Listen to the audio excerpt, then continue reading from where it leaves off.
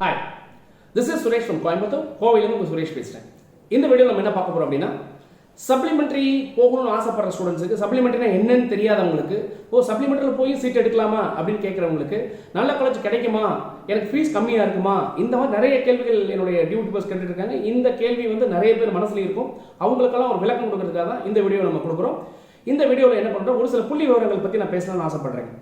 கண்டிப்பாக ரவுண்டு 4 போகிறவங்களுக்கு, ரவுண்டு 4 போனதுக்கு அப்புறமா கூட எவ்வளோ சீட் இருக்கும் நீங்கள் குத்து மதிப்பாக நீங்கள் பார்த்தீங்க அப்படின்னு சொன்னால், சராசரியாக 1,03,000 சீட் இருக்கும்போது ஒரு 65,000 சீட்டு தான் ஃபில் ஆக போகுது. கிட்டத்தட்ட 40,000 சீட்டு வேக்கண்ட்டாக தான் இருக்க போகுது. அதனால் சப்ளிமெண்ட்ரியில் நல்ல கல்லூரிகள் எல்லாருக்கும் கிடைக்கிறதுக்கு நிறைய வாய்ப்புகள் இருக்குது. ஒரே ஒரு வருத்தம் என்ன அப்படின்னு கேட்டிங்கன்னா, நீங்கள் நினைக்கிற மாதிரி இந்த கம்ப்யூட்டர் சயின்ஸ் ஐடி தான் வேணும்னு அப்படின்னு முடிவு பண்ணி போனீங்கன்னா கொஞ்சம் உங்களுக்கு மிஸ் ஆக வாய்ப்பு இருக்குது.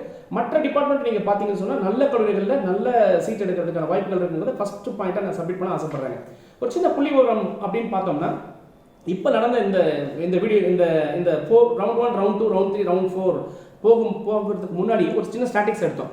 அந்த ரவுண்ட் 3ல் என்ன ஸ்டாட்டிக்ஸ் சொல்லுது அப்படின்னா, டிஸ்ட்ரிக்ட் வைஸாக நம்ம எந்தெந்த காலேஜ் எந்தெந்த ஏரியாவில் இருக்குது நம்ம அனலைஸ் பண்ணி பார்த்தோம். அதில் அரியலூர் மாவட்டம் 4%, சென்னை மாவட்டம் 38%, கோயம்புத்தூர் 42%, கடலூர் 25%, தருமபுரி 15%, திண்டுக்கல் 19%, ஈரோடு 49%, காஞ்சிபுரம் 24%, கன்னியாகுமரி 16%, கரூர் 35%, கிருஷ்ணகிரி 29%, மதுரை 35%, நாகப்பட்டினம் 13%, நீலகிரி 9%, புதுக்கோட்டை 7%, ராமநாதபுரம் 11%, சேலம் 25%, சிவகங்கை மாவட்டம் 33%, தஞ்சாவூர் 12%, தேனி 19%, திருச்சி 28%, தூத்துக்குடி 20%, திருநெல்வேலி 23%, திருவண்ணாமலை 8%, திருவாரூர் 20%, திருநெல்வேலி 20%, திருப்பூர் 4%, வேலூர் 15%, விழுப்புரம் 6%, விருதுநகர் 34%. தலா 31 மாவட்டங்களில் இந்த சதவீதம் தான் இந்த தடவை சீட் ஃபில் ஆகிருக்கு. இதில் வருத்தப்பட வேண்டிய விஷயம் என்னன்னு கேட்டிங்கன்னா, ஒரு 6 டிஸ்ட்ரிக்டில் வெறும் 10% கீழே தான் சீட்ஸ் ஃபில் ஆகிருக்கு. இதில் நல்ல விஷயம் அப்படின்னு கேட்டிங்கன்னா, ஏற்கனவே ஒரு வீடியோவில் சொல்லியிருக்கேன், அதை தான் இங்கேயும் ரிப்பீட் பண்ணுறேன். தமிழ்நாட்டில் எத்தனை மாவட்டங்கள் இருந்தாலும் 5 மாவட்டங்கள் மிக அருமையான சீட் ஃபில் ஆயிருக்கு. அந்த 5 மாவட்டங்கள் பார்த்தீங்கன்னு சொன்னால், முதல் இடத்துல ஈரோடும், 2வது இடத்துல கோயம்புத்தூர், 3வது இடத்துல சென்னை, 4வது இடத்துல கரூர், 5வது இடத்துல மதுரை. இவங்க எல்லாமே 50% மேலே ஃபில் பண்ணியிருக்கிறாங்க அப்படிங்கிறத இந்த வீடியோவில் சொல்ல ஆசைப்படுறோம். அடுத்தது 20 டிஸ்ட்ரிக்டில் சராசரி 15-20% சீட் ஃபில் ஆகிருக்கு. அதனால் உங்களுக்கு நிறைய வேகன்சி இருக்குது. நல்லா நீங்கள் நல்ல காலேஜ் தாராளமாக எடுக்கலாம். ஏற்கனவே ஒரு காலேஜில் சீட் எடுத்து நான் போய் ஜாயின் பண்ணி நிறைய பணம் கட்ட முடியல, நிறைய பேர் கேள்வி கேட்டீங்க. நீங்களும் முடிஞ்சால் அந்த காலேஜில் இது பண்ணுங்கள். அப்படி இல்லைன்னா கடைசியாக அந்த சப்ளிமெண்ட்ரி சாய்ஸஸை ஃபில் பண்ணிவிட்டு உங்கள் குடும்ப சூழ்நிலையை மனசில் வச்சுக்கிட்டு ஒரு கம்மியான காலேஜ் செலவில் ஒரு நல்ல கல்வியை தேர்ந்தெடுக்க நிறைய கல்லூரிகள் இருக்குது. அந்த கல்லூரிகள் நீங்கள் தேர்ந்தெடுக்கலாம். நான் ஏற்கனவே ஸ்லாட் கொடுத்துருக்கிறேன். 150 கல்லூரிகள் நம்ம அழகாக அனலைஸ் பண்ணி போட்டிருக்கோம். இந்த 150 கல்லூரிகள் தான் பெரும்பாலான சீட்கள் ஃபில் ஆயிருக்குங்கிறதையும் இந்த ஸ்டாட்டிக்கல் அனாலிட்டிக்கல் ரிப்போர்ட் சொல்லுது. இந்த 150 கல்லூரிகள் நல்ல சிறந்த கல்லூரிகளாகத்தான் இருக்க முடியும்.